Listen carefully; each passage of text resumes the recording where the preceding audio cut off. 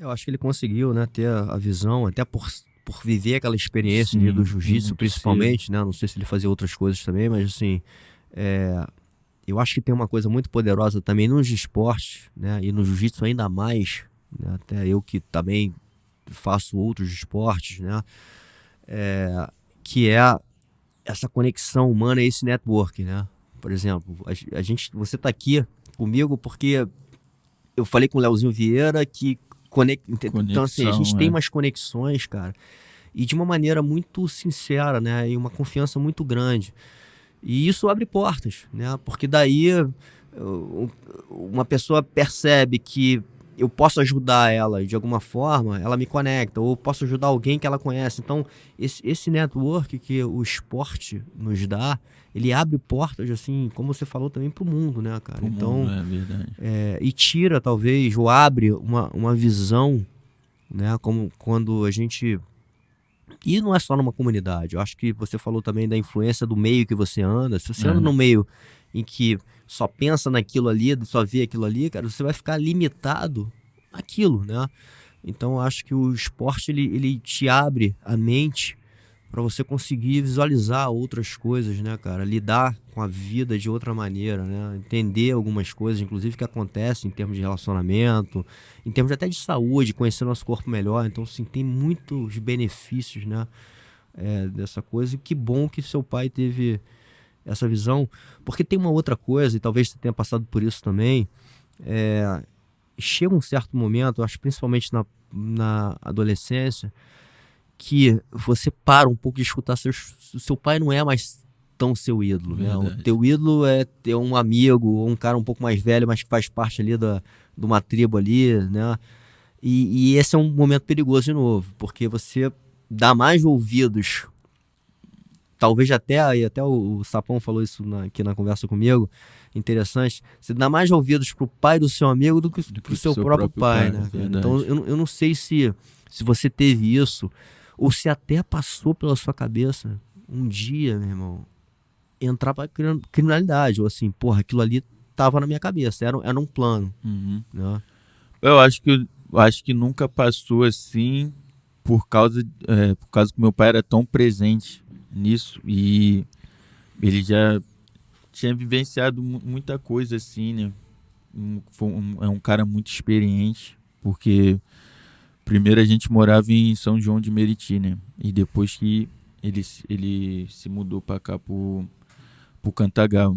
Então, desde criança ele já martelava ali na tecla e sempre falava: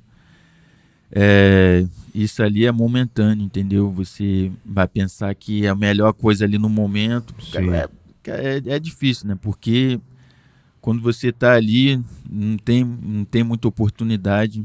sim, Quando se tiver uma oportunidade, tem que abraçar de unhas e dentes, porque às vezes é aquela única oportunidade que você vai ter ali para alcançar outros patamares, para furar a bolha, entendeu? sim, Então ele já batia na tecla muito cedo e falava bastante. E minha família toda ali seguia a mesma linha, entendeu? Ele sempre falava com todo mundo para deixar tipo bem claro ali, porque se alguém fosse por um caminho diferente, né, aquilo que ele queria pra gente, né, e não era aquilo que ele estava passando. Ele sempre, ó, esse aqui é o caminho, esporte, ou você vai estudar bastante, ser bastante inteligente. Mas é difícil ali quando você estuda, né, numa escola pública, sim. entendeu? E, pô, mesmo a gente terminando o estudo ali, ia ser difícil ter, questão financeiramente falando, fazer uma faculdade, né? Sim. Entendeu? Então, por isso que ele já viu o esporte ali, mas nunca passou na minha cabeça por causa disso aí. Muito presente, fala bastante. Esse aqui vai ser o caminho, meu filho. Você vai furar a bolha, vai viajar, vai conhecer novas pessoas. Tudo através do jiu-jitsu, né? Aí eu ficava pensando, pô, porque meu irmão viajou primeiro que eu, né? Ele, Mas ele, ele, ele deve ter sido também uma grande inspiração e ajuda nesse sentido, até pô, de você ver assim, pô, meu irmão tá conseguindo, né? Eu posso conseguir também, né? bastante, bastante. Só que sei lá, acho que eu era muito avoado assim.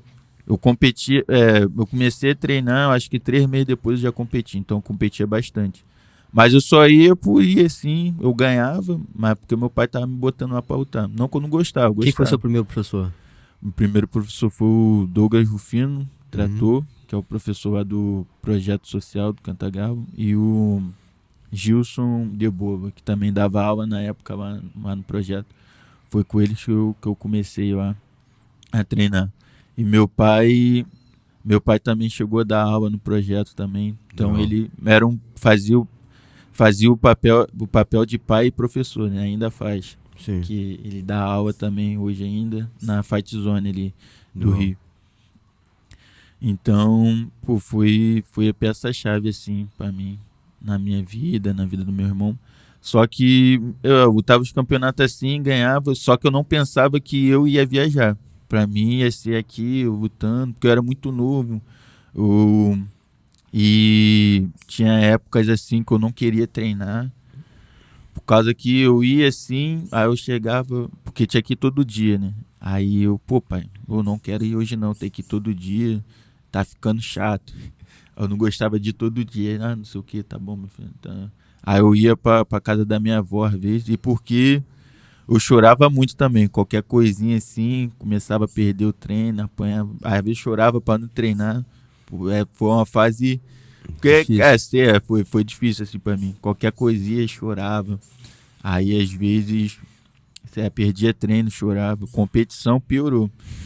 Teve uma competição que eu chorei assim e que eu não consegui lutar. Falei, pô, pai, não vou lutar não. Antes de lutar? Antes de Você lutar. não queria ir, enfim. Porque isso foi uma competição interna, né, lá no Cantagalo. Só que quando eu olhei assim o oponente, eu falei, pô, pai, é aquele dali que eu vou lutar, ele é. Aí, pô, o cara era maior assim, ia ser uma luta casada lá. Na hora eu falei, pô, não vai ter como não. Eu comecei a chorar pra caramba. Só que nessa daí eu não lutei. Nas outras competições eu chorava muito, mas entrava pra lutar assim mesmo. Entendeu? Aí. Porque também eu ganhava muito assim quando criança. Então quando eu perdia, pô, parecia que o mundo ia acabar. Sim. Chorava muito, começava a soluçar assim. Então foi difícil esse início. Aí ia pra casa da minha avó às vezes, ficava lá, que ela mora no Catete, né? Ficava lá só brincando e não ia treinar, né? Ficava lá uma semana, ficava falando com ela, pô, vó, acho que eu vou parar. Eu só sou amassado lá no treino, não consigo fazer nada. Ela, não, meu filho, volta, não sei o que lá. É assim mesmo. Futuramente você vai estar batendo neles, entendeu? E, cara, hoje em dia é engraçado, mas na época não era não. Fala galera, são mais de 30 anos de jiu-jitsu, 25 anos competindo em alto nível. Hoje trago pra você, em português, pro Brasil, a Guarda Diamante. Tá na hora de evoluir, resistir à pressão e se transformar na melhor versão de você mesmo. Ouça.